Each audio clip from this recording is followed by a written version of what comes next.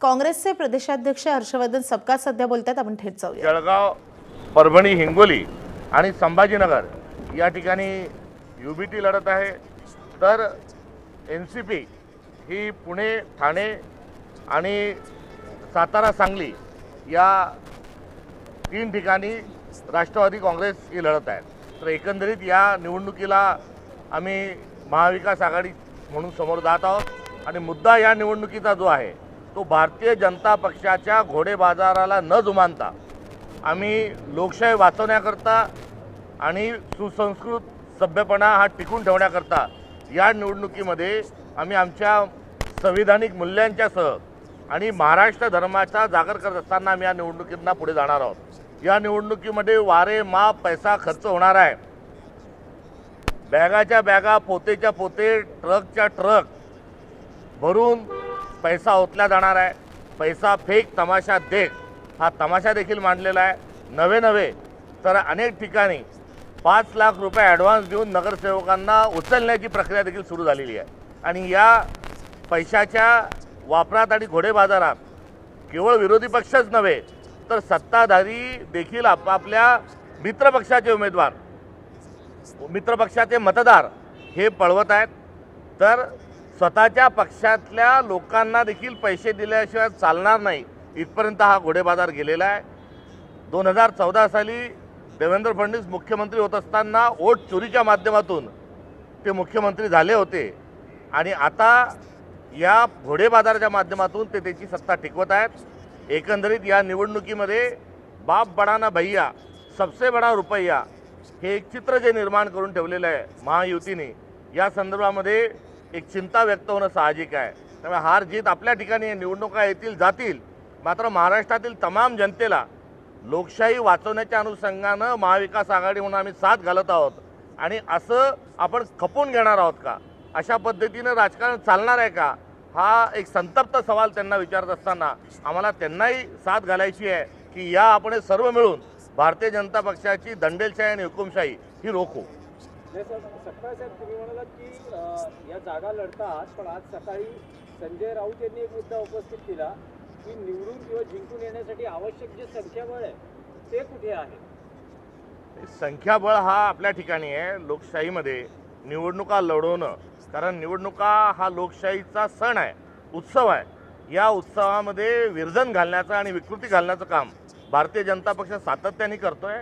त्यामुळे निवडणुका जिंकणं हा वेगळा भाग आहे आणि लोकशाहीमध्ये आपल्या मूल्यांकरता, आपल्या नीतीकरता आणि विचारांकरता लढणं, संघर्ष करणं हा एक भाग आहे. त्यामुळे संघर्षाची भूमिका ही महाविकास आघाडीची आहे. गंभीर आरोप केला की 5 लाख रुपये ॲडव्हान्स देऊन उमेदवार फोडणं सुरू आहे, नगरसेवक घेणं सुरू आहे. कुठं हे नेमकं सुरू आहे, माहिती आहे? हाताच्या कंगणाला आरसा कशाला केलेला आरोप नाही आहे, तर ही वस्तुस्थिती आहे.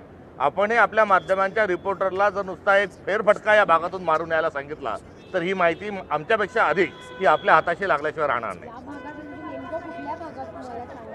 संपूर्ण महाराष्ट्रामध्ये मतदारांना पैसा देऊन कुठे पहिले आंब्याच्या ज्या आहेत, आंब्याचे खोके जे आहेत ते दिले, त्यासोबत काही गिफ्ट पाठवले आणि आता थेट पैशाची देवाणघेवाणी सुरू झालेली आहे. नाही, पण सपकाळ साहेब, तुम्ही म्हणालात की पैशाच्या थैल्या, गोणी आणि सगळं काय काय तयार आहे, तर महाविकास आघाडीकडे काय तयार आहे? महाविकास आघाडीकडे लोकशाही वाचवण्याचा ठाम निर्धार जो आहे आणि संघर्षाची भूमिका तयार आहे.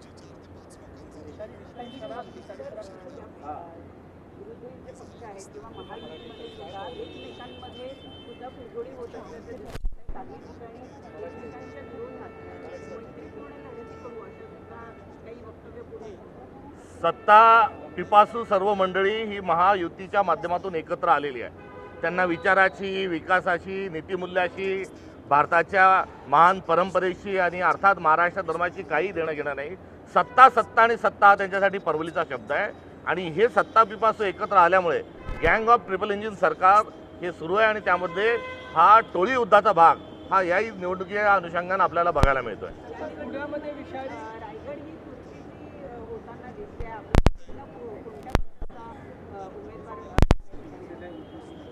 जागा वाटपात आम्ही आज युबीटीला दिले, ते त्यांचा निर्णय त्यांच्या पद्धतीने जाहीर करतील. थँक्यू.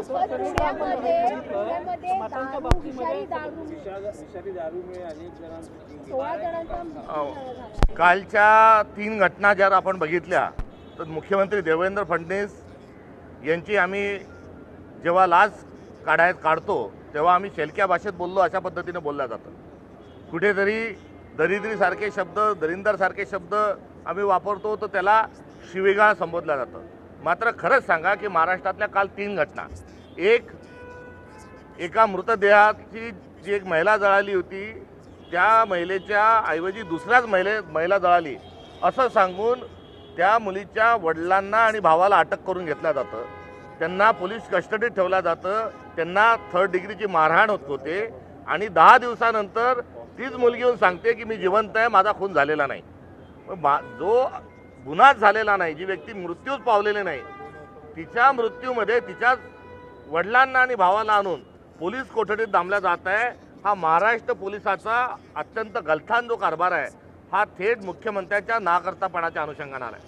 दुसरी जी घटना आहे, ॲम्ब्युलन्स ही मिळाली नाही म्हणून बाळंतीण जी गर्भवती महिला आहे ही हॉस्पिटलपर्यंत पोहोचू शकली नाही आणि त्या ठिकाणी एक अत्यंत दुर्दैवी घटना घडली. डिझेल मोबलक आहे असं सांगणाऱ्या मुख्यमंत्र्यांनी या ॲम्ब्युलन्सला डिझेल नसल्यामुळे आणि ती महिला वेळीच न पोचल्यामुळे झालेल्या दुर्घटनेच्या अनुषंगानं देखील मुख्यमंत्री देवेंद्र फडणवीसच जबाबदार आहे.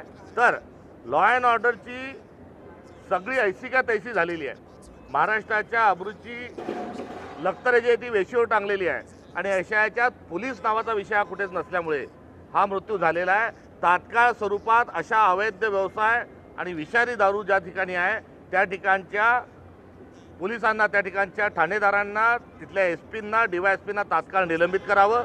चुकीचे आरोपी पकडून आणल्याबद्दल तिथल्या ॲडिशनल SP-ला आणि ठाणेदाराला तात्काळ स्वरूपात निलंबित करावं. आणि डिझेल न मिळाल्यामुळे जर मृत्यू होत असेल तर महाराष्ट्राच्या मुख्यमंत्र्यांनी किमान त्यांचं गृहमंत्रीपद तरी सोडावं आणि जनाची नाही तर मनाची असेल तर ही जबाबदारी स्वीकारून, नैतिक जबाबदारी स्वीकारून राजीनामा द्यावा. सर, महाराजांचं नाव घेऊन राजकारण केलं जातं, मात्र त्याच रायगडमध्ये एक भयावह स्थिती समोर आली. एका महिलेने हा व्हिडिओ जारी केलेला आहे. त्यामध्ये शौचालयाची दुरावस्था ही रायगडवर आहे आणि तिथे पुरातत्व खात्याला काही प्रश्न उपस्थित केलेले आहेत.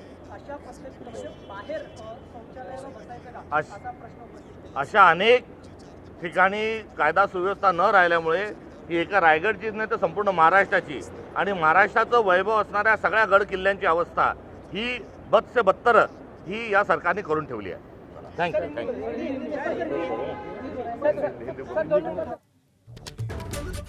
महाविकास आघाडीच्या बैठकीनंतर हर्षवर्धन सपकाळ हे बोलत होते. काँग्रेस आता 8 जागांवरती विधान परिषदेची निवडणूक लढवणार असल्याची माहिती त्यांनी दिली आहे. तर नांदेड आणि नाशिक या जागांवरती तिन्ही पक्षांनी दावा केलाय. त्यामुळे नांदेड आणि नाशिक या 2 जागांचा तिढा अजून सुटायचा आहे.